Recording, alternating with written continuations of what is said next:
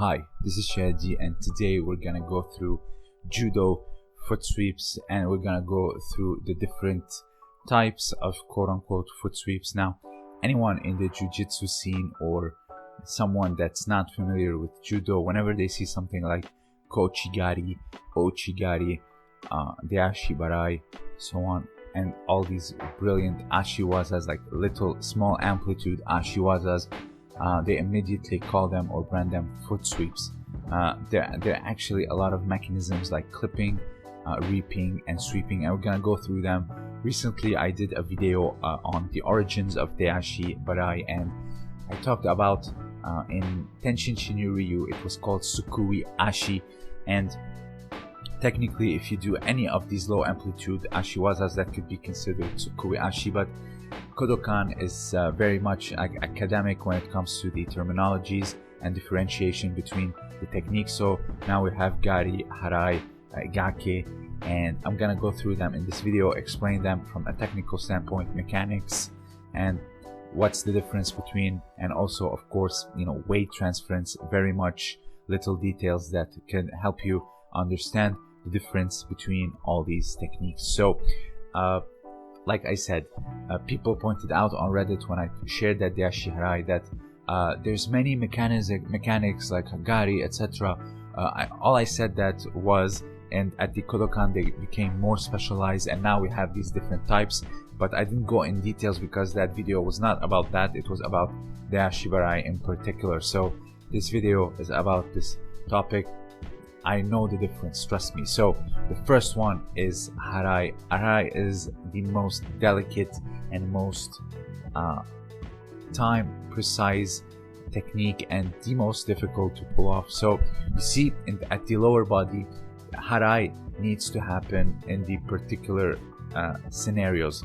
You need to have the foot of Uke either lifting off in order to advance, stepping down before it is hitting the ground, moving sideways, and basically when the weight is not on that foot, and this is where you sweep it. As you see here, you need to be very meticulous, you need to be very strategic, and you need to feel the movement of Uke before that movement even begins, as they are starting to lift their foot, or before they step it down. When they're stepping forward, that's when you sweep it from underneath them.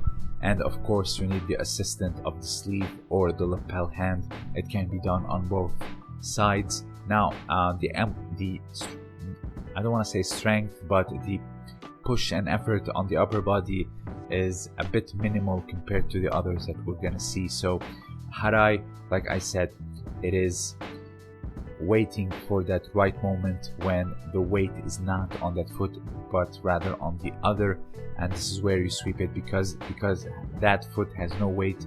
It's very easy to continue a movement that Uke is starting. That's why you learn this principle in the Nage no Kata, with particularly Okuri Ashi, Harai. You go sideways and you continue their motion in a very sweeping, beautiful blow, low amplitude throw, but nonetheless it never fails to amaze any judoka, because it is arguably one of the hardest throws to pull off, whether it is Deashi Harai, Okuri Ashi Harai, or Harai Tsurikomi Ashi. So Harai, I think you understood by now, is that the weight will not be on the foot. Here you see the Nage no Kata, Okuri Ashi, as it is starting to lift up, you sweep it and continue the movement. It was intended to go sideways. You continue that movement using zero strength. So this is the beauty of it. So you need to either do, in Randori that's not gonna so much work unless you're Fabio Basile. You're gonna have to provoke a reaction. For example, here you stick your foot and then you advance towards them. Their immediate reaction is to lift their foot, which is actually taking the weight off of that foot, and then you sweep it. Here you see Koze Inoue provoking a brilliant reaction from Muneta. Let's see it again. Here Muneta went for a very high grip. Koze Inoue steps forward, provoking Muneta to follow him, and as he lifted his foot to follow him, he blew through both legs with a beautiful sweep. The next one is Gari, or the reap.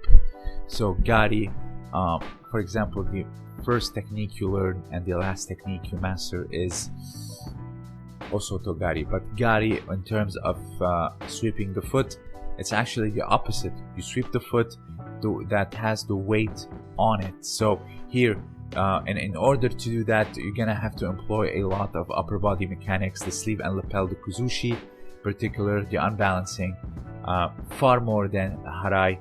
You take them onto that leg, and as all their weight rests on that leg, you sweep, or I'm sorry, you reap and blow through it with a very strong blow. So one of the greatest executioners of this technique is Jose Inoue, Shohei Ono, and there's many others, but these two come to mind whenever I talk about this technique. There's also minor reaps, we're gonna go through them as well, and also inner reaps, but the mechanics remain the same. You take the weight to one foot, here you see, and then through the manipulation of the sleeve and the lapel, and you sweep it from underneath them, or reap it, I'm sorry, to be more precise. So what's different is that not only the weight is on the foot, the leg technique is on the foot that has the weight on it, but also it can be done from a static position. It's not like Harai. For example, if you just manipulate the weight and then you go around and then sweep it, blow through it, it can be done from a static position, so making it arguably easier than Harai, like Harai Tsurikomiashi, the Ashi Harai, and Okuri Ashi Harai. So that's the beauty of Gari. If you want to, in my opinion, that's just me, if you want to master Harai, you master Gari first, specifically the minor reaps like Kosoto Gari and Kochi Gari. Here you see Mifune. He takes the weight to the side and blows through it with a reap. Very small, very low amplitude, but also very gorgeous. Now let's talk about the inner reaps. You have the Kochi Gari first. You sweep the leg, you take the weight to that foot, and then you sweep it or reap it. So here it can be done also like a Harai motion, as it is stepping down, or you sweep it, but you also need to do the upper body of Gari, which is put the weight on that foot, and before it steps you reap it. So if you want to call it Kochi Harai, you probably can. I don't know, I have some question marks regarding that one as well, because on inner reaps, which is interesting, is that here, for example, the weight was on that foot, but for example here, before he steps, the leg was quote-unquote reaped, but when it comes to mechanics, you still have to do the upper body movement as if you are doing a static position, but it can be done from a static position, hence it is Kochi Gari, not Kochi Harai. That's my only justification. Ochigari, major in a reap, you use your entire leg in order to reap it from the inside. You reap Uke's leg from the inside. It's not like a Gake, it's different. So this is Ochigari, also one of the staples of many great judokas like world champion Gari Ability, Koze Inoue, and many others, Aaron Wolf as well. Ochigari is a staple, is a very strong and powerful technique. You can learn it as a beginner and take it to the pro level. Trust me, it will work. You can even find it in MMA, like GSP and Khabib did it. So it's one of the greatest. I would argue it's better than Uchimata. So the final one is Gake, or clipping. So Gake is when you clip, you do the same with the upper body. You take their weight to one leg and then you clip it. You clip your leg. Here, let's see it. You see, you clip and lifting it off the ground. Some people, for example, Kochi Gari, when you do it like this, it's considered Kochi Gake. Here you see Kosoto Gake, minor outer clipping. There's no major clips I don't know, because like the leg can look very much similar, the same, so it can be I don't know if Osoto Gake exists, but if once you reaped it, because Osoto Gari and Ochi Gari, the leg looks pretty much the same, but the reap is very much like higher in terms of the contact. That's not like Gake, it's a little bit on the calf muscle, from the knee and the calf muscle, but Gari, like Osoto Gari, it's like on the entire leg. That's why it's considered like a major outer reap. So unless I'm saying wrong, please feel free, if you are a judoka who's been doing it for decades, please feel free to differentiate Kosoto Gake and Kochi Gake in terms of clipping, and Ochi Gari because the clipping seems a bit the same. So that's my interpretation, at least. So in short, Harai is when the weight is not on the foot, and as it is moving, you continue the movement.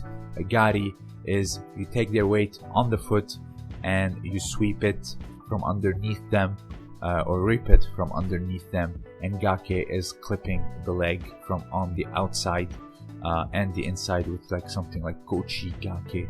But the Kodokan does not use the term Kochi Gake, it still uses Kochi Gari, simply as that. So if you have anything else to add, please feel free to share it down below. Also consider supporting me on Patreon.